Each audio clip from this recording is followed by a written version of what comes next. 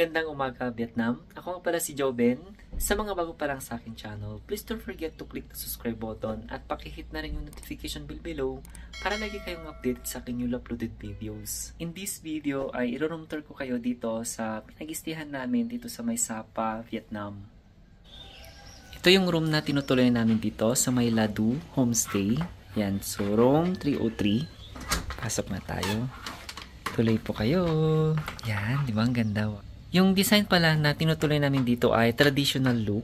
Ayan, upon entering, ito yung makikita mo. Mayroon ditong lagayan ng mga damit, hangeran.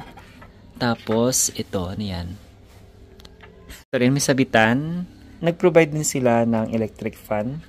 May heater din kasi malamig dito. Parang yung, ano dito is parang Baguio City.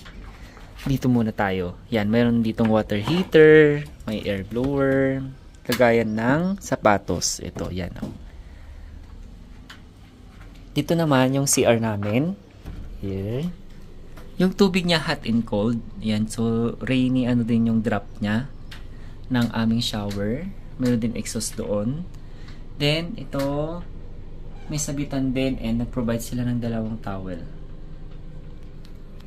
Tapos, pagpasok mo pala dito, wala siyang ano, di ba?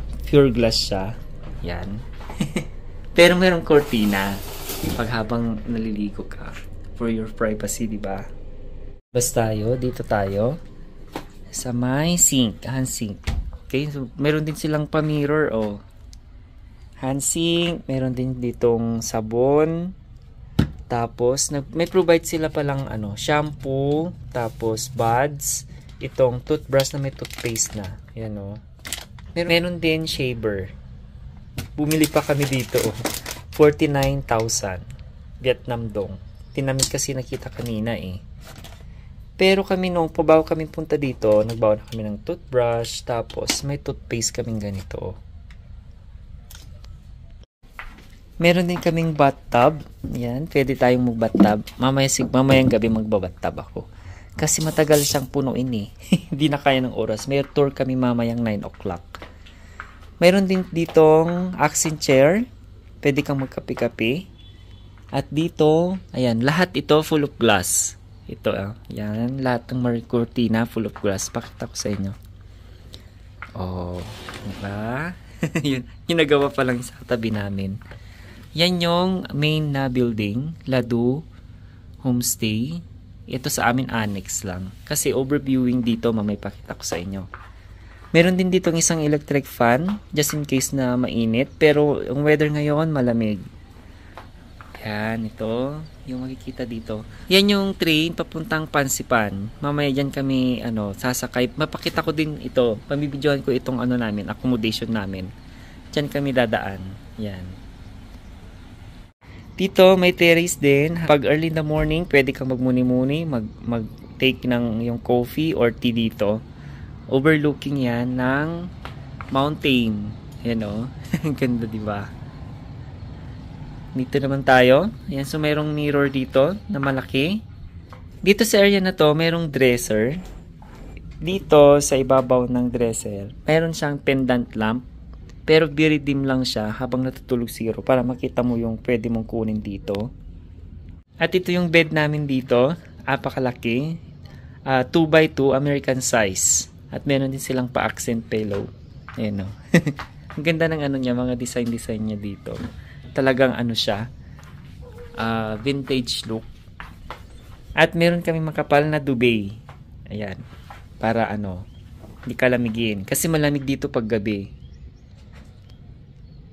Ito yung overall view ng aming tinutuluyan dito sa May Ladu Homestay, dito sa May Sapa, Vietnam. Yan, so ipapakita ko sa inyong buo.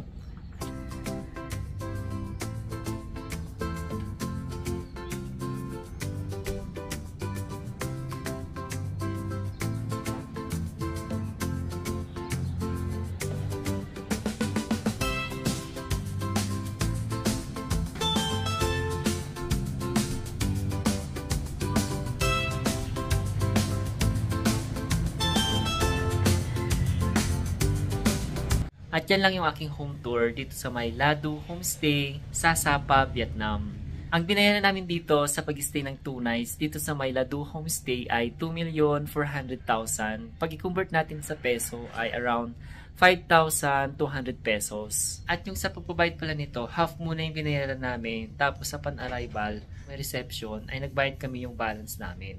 Ilagay ko yung link ng pinagbukan namin sa may description box kasi maraming mga Facebook page na naglalagay ng link na peke. Yung other freebies pala nito ay pre-transfer mula doon sa may HK bus line papunta dito, tapos free breakfast na rin.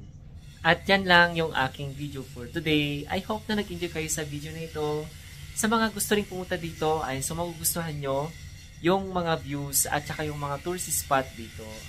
I hope na makapunta rin kayo. Sa mga bago pa lang sa aking channel, please don't forget to click the subscribe button at pakihit na rin yung notification bell below para lagi kayong updated sa aking new uploaded videos. I hope you enjoy this day. Stay humble and be kind. See you next vlog. Bye!